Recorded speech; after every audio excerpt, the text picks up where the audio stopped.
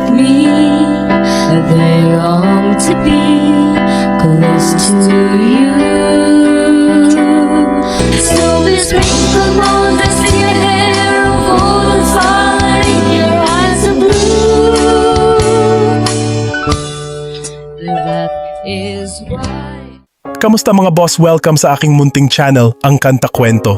Ngayon pag-uusapan natin ang mga family bands, family singers, o mga pamilyang musikero na maaaring umukit ng kasaysayan sa larangan ng pag-awit at pagtugtog ngayon at sa hinaharap dito sa ating bansa.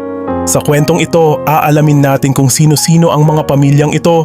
Ngunit bago tayo magsimula, kung ikaw ay bago pa lamang sa ating channel, humihingi ako ng suporta sa pamamagitan ng pag-like, share at subscribe.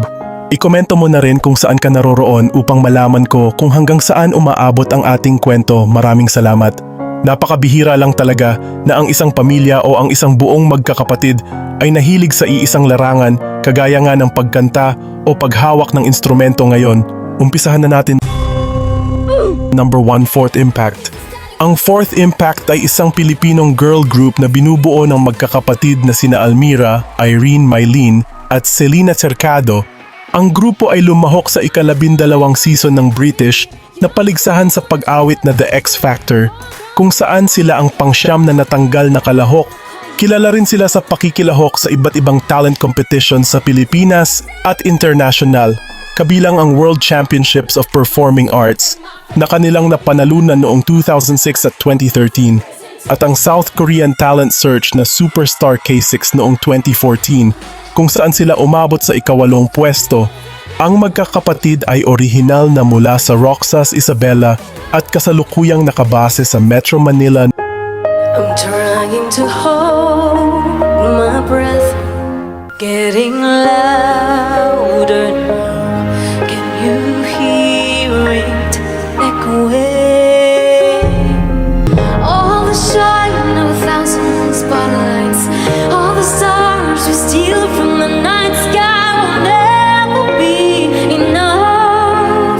Towers of gold are still so little, these hands could hold the world, but it'll never be enough. Never enough, never enough for me.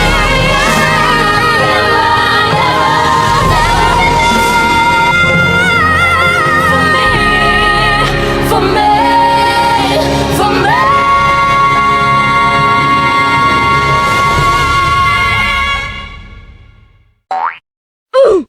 Number 2, Rio Brothers. Ang Rio Brothers ay isang Pilipinong rock band na binubuo ng 5 magkakapatid.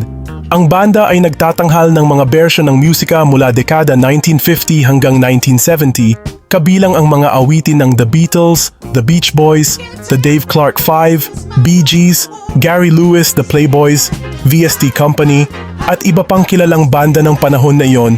Nakilala ang banda matapos silang magtanghal sa ABS-CBN Christmas Special 2013 sa Araneta Coliseum, kung saan sila lamang ang nakatanggap ng standing ovation noong gabing iyon.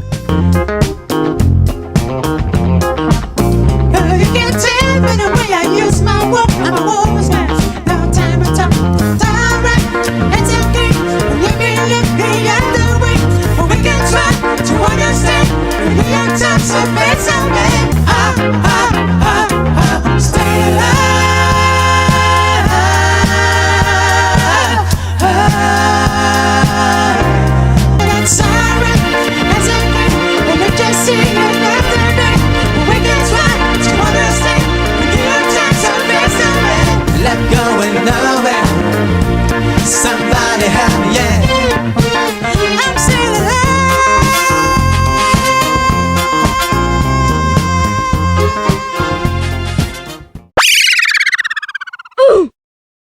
Number 3, France Rhythm.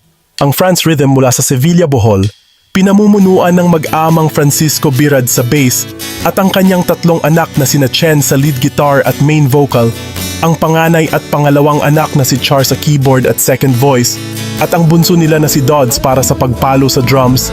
Nagsimula silang unti-unting makilala sa mundo ng social media noong 2019. Minahal sila sa kanilang oldies at smooth na mga cover songs at sa ngayon nga ay meron na Get it all once in my heart, and what's going on?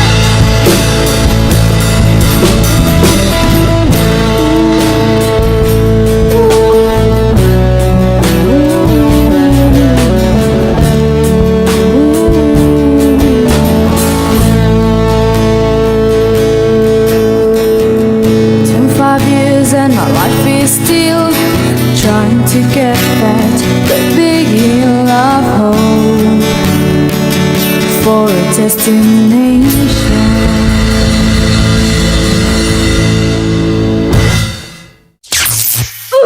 Number 4, Mission Souls Band. Ang Mission Souls Band ay nakabase sa Cebu City. Nagsimulang mag-upload sa kanilang social media noong taong 2023. Binubuo sila ng kanilang pamilya mula sa kanilang ama at ina, ang mag-asawang Sekan at Sheena Alipio, at ng kanilang 4 na anak na sina Nices, Neisha, Stacy, at ang kanilang bunsong anak na si Isaiah. Sila naman ay mas nahilig sa mga rock metal na mga tugtugan at sa mga oldies music din. Kaya naman minahal sila ng kanilang mga tagahanga. Sa kasalukuyan nga ay meron na silang 78,000 subscribers.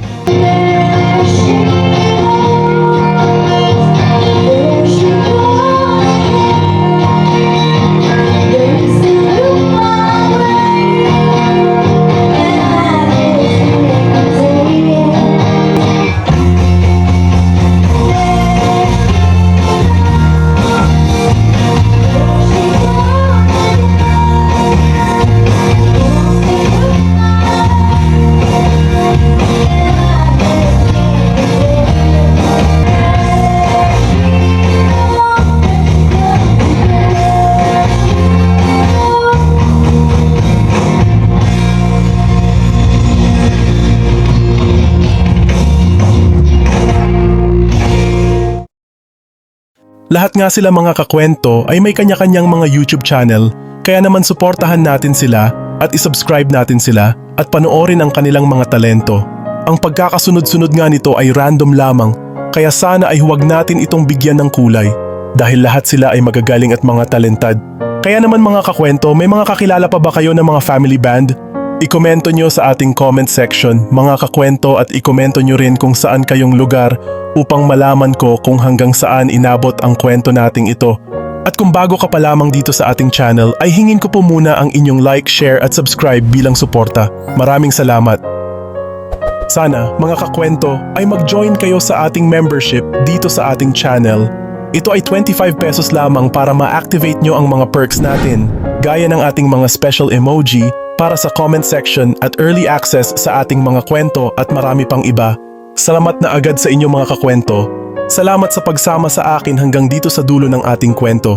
Ito ang kanta kwento na nagsasabing, mabuhay ang talentong Pilipino,